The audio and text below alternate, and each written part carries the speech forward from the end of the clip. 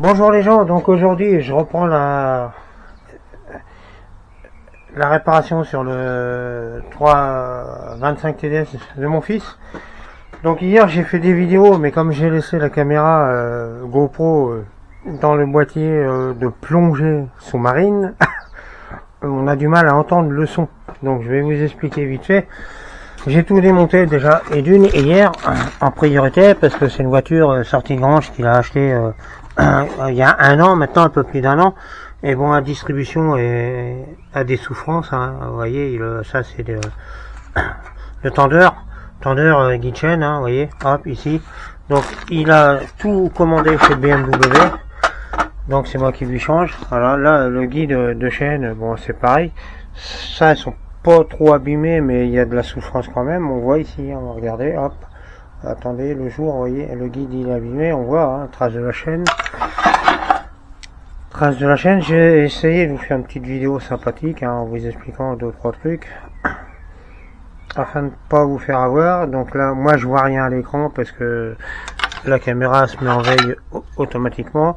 Alors ici le Guichen, vous voyez, usé, fatigué, hein, donc il y avait énormément de jeux dans la chaîne. Donc elle n'a pas été calée de la bonne manière. Ils ont déjà dû changer sûrement la chaîne à un moment ou à un autre. Et quand on fait les 2 tours réglementaires pour voir les repères, si ça passe bien, voilà. Donc on change tout. On change les pignons avec. Donc les pignons avec, vous avez le petit repère ici qui est là, tout petit point qui est là, et vous trouvez exactement le même juste au-dessus. Donc normalement vous devez le voir. Donc ça, on les change. On les change, celui-là c'est l'ancien. Voilà, je vais essayer, hop, normal. Voilà, donc comme je disais, j'ai fait une vidéo hier. Et à cause du boîtier que j'avais laissé de plongée sous-marine, ça, on n'entend presque pas le son. Par contre, quand je bouge la caméra, ça fait du bruit. Donc voilà, je refais une autre. Ça c'est le pignon de l'arbre à cam. Donc je vais vous faire voir ici, hop. Donc là on va découvrir, normalement j'ai, hop, voilà, donc ici elle est propre, il n'y a pas de souci. Donc je suis calé à mon point moro, ici l'arbre à cam, le pignon, vous voyez c'est l'ancien. Donc pour l'instant je ne l'ai pas vissé. Donc je vous pardon, je vous préconise, moi, c'est de faire vos repères avant démontage, hein, c'est important, de manière à ce que si l'arbre à cam il bouge, vous puissiez le remettre exactement à la même place. Donc théoriquement ici partie M, quand vous démontez la partie M ici, j'avais fait mes repères avant, vous voyez, partie M ici, il faut le remettre exactement à la même place. Vous avez le petit M normalement qui est sur la vis là, vous voyez, le petit M ici, hop, normalement certains petits repères. Donc je sais pas si en serrant à fond ça se remet d'aplomb. Donc là on dégage, donc tout est démonté. Donc je disais dans l'ancienne vidéo qu'il faut surtout descendre le bac à huile. Le bac à huile, je vais vous faire voir vite fait dans cette nouvelle vidéo, parce que l'ancienne, je vais essayer de voir ce que je peux faire avec le son. Si je peux pas corriger le son, amplifier le son, je veux dire en enlevant les bruits de choc de la caméra, je vous laisserai celle-ci. Voilà, donc là j'ai remis le nouveau pignon. Donc démontage, ici j'ai mis le premier guide, hein, tout neuf, ici avec l'outil adéquat. Alors j'ai tout ce qu'il faut, hein, j'ai acheté la valise ici. Alors cet outil là adéquat pour enlever le tendeur de chaîne, c'est facile, hein. Faut passer par ici, le mettre ici, voilà, dans le trou qui est là normalement, et descendre vers le bas, ici comme ceci, vous voyez, ça tend le patin quand le tendeur de chaîne est mis, tout. Ici je vous ferai voir quand ça sera monté, ou je vous mettrai des morceaux de l'ancienne vidéo. Alors hop, ça va faire attention que ça tombe pas. Ici il n'y a pas de danger parce que il est désaccouplé d'un bout à l'autre. Comment dirais-je, c'est quand vous démontez le pignon de pompe à eau, de pompe à injection, pardon. Surtout pas faire comme certaines vidéos que je vois sur internet où ils enlèvent le carter. Ici ils changent la distribution, ils enlèvent carrément l'écrou là, et mettre ça. Et là, le pignon vient d'un coup, c'est un risque d'arracher le joint de culasse qui est là, parce que le joint de culasse, il est toujours là. La continuité, c'est pas de l'eau qui est là, mais celui-là, faut le préserver, faut pas l'abîmer, parce que pour la simple et bonne raison, c'est quand vous remettez le carter, vous devez mettre en appui ici, avec de la nouvelle pâte à joint, afin de limiter et même de ne pas avoir de fuite d'huile directement. Donc ce que je préconise, c'est de le serrer au maximum en laissant 2 ou 3 mm de jeu. Vous pouvez mettre l'arrache en même temps, hop, voilà, tac tac tac tac, en laissant la pompe à injection comme elle est. Vous voyez ici, bah là il vient parce que celui-là c'est le tout neuf qu'on va remettre, et clac, le débloquer, y aller par petites étapes. Hop, une fois qu'il est un petit peu débloqué, vous redévissez un peu l'écrou ici et recommencez clac clac pour qu'il vienne. Parce qu'autrement, ben, il risque de venir d'un coup. Ça va faire rire certains qui sont avec vous éventuellement. Et par contre, si ça fait des dégâts ici ou que ça vous pète la culasse là, vous êtes mal. Parce que quand ça vient, ben ça... J'ai vu sur internet, il y en a qui le font. Et ça fait pas de cadeau. Voilà, donc en ce qui concerne cet outil-là, bon, pour cette valise là, personnellement, moi j'ai été obligé de le réusiner ici parce que c'est pas précis. Par contre, ça permet d'avoir un aperçu, c'est-à-dire que on peut le mettre ici comme ceci. Donc là, vu qu'on change les chaînes qui vont être toutes neuves, on n'a pas besoin de monter sur une cote de 4 mm 5 en hauteur ici, qu'il faut donner un jeu sur une chaîne ancienne de 4 mm 5 ici pour l'arbre à cam. Donc là, nous ici, normalement, hop, l'arbre à cam doit porter directement en appui ici. Alors attendez, on voit mal. Donc faudra que je règle ma caméra parce que je vois rien à l'écran. Ici, l'arbre à cam doit porter ici. Vous voyez, normalement, théoriquement, et comme c'est un outil, on va dire, chinois, voilà. Donc là, théoriquement, on n'est pas trop mal. On n'est pas trop mal calé, mais normalement, il doit venir en appui ici. Donc ça, je vais voir ça après, parce que moi, je suis calé au point mort là. Avec la pige ici. La pige qui est restée là-bas. Donc moi, je vois rien à l'écran, donc je sais pas si vous la voyez. La pige qui est là-bas, hop. Essayez d'appuyer sur le bouton de ma caméra. Voilà, mon écran revient. Donc je suis toujours en mode enregistrement, j'ai le logo rouge, vous voyez ici, hop. La pige dorée là-bas, tout en bas, ici où j'éclaire. Point Moreau. Donc point Moreau, on doit être calé ici, l'arbre à cam. Villebrequin, le Villebrequin ici doit être là, et vous devez avoir le maillon de la chaîne doré ici. Et doré ici, en étant sur la clavette de la pompe d'injection.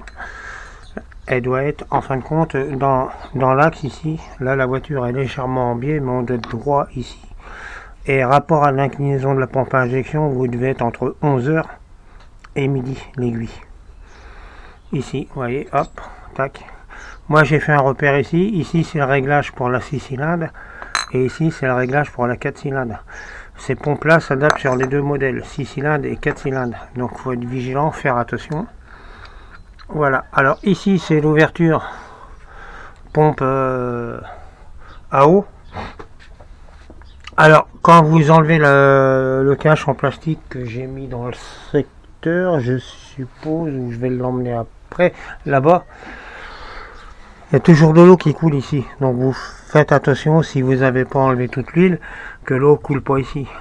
Alors c'est primordial de faire gaffe. Derrière ici, c'est pour calibrer la... comment dirais-je, la pompe à huile. Faire attention quand vous enlevez le pignon du bas, qu'il soit bien mis dans le bon sens, dans le bon sens là, comme ceci, le point vers l'avant.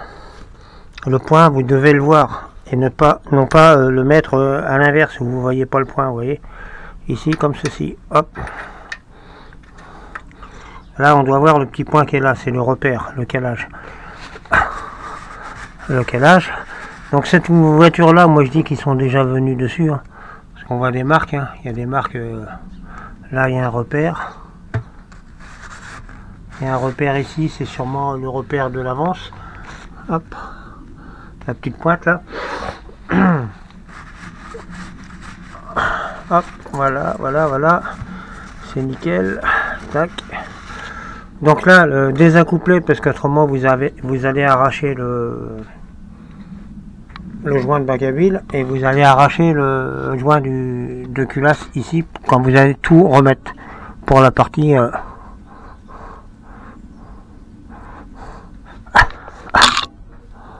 supérieure. Donc là je m'aperçois qu'en fin de compte ça a peut-être été bidouillé, parce que là je vois qu'il y a de la souffrance là, donc j'espère que ça va pas me créer une fuite à la longue. Et c'est sûrement de la pâte à joint là, ils ont dû déjà faire un joint de culasse là-dessus, c'est sûrement de la pâte à joint ça c'est à surveiller, parce qu'il faut pas que ça nous crée une fuite du côté de l'huile et de l'eau. Donc on a acheté de la pâte à joint ici justement parce que le joint qui est là ici métal, on va le changer celui-là, faut le changer. Donc nous il est tout neuf, on l'a, toutes les pièces ont été achetées chez BMW.